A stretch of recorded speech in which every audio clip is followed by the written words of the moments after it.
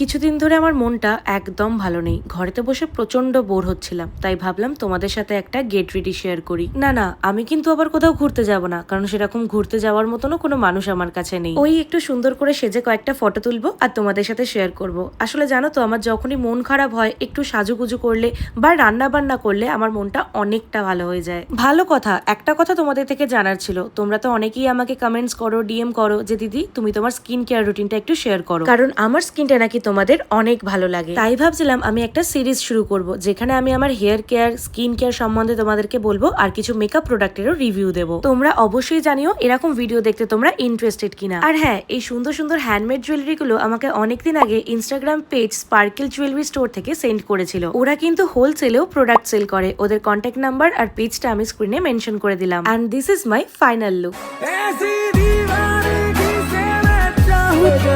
पहली दफा कोई पागल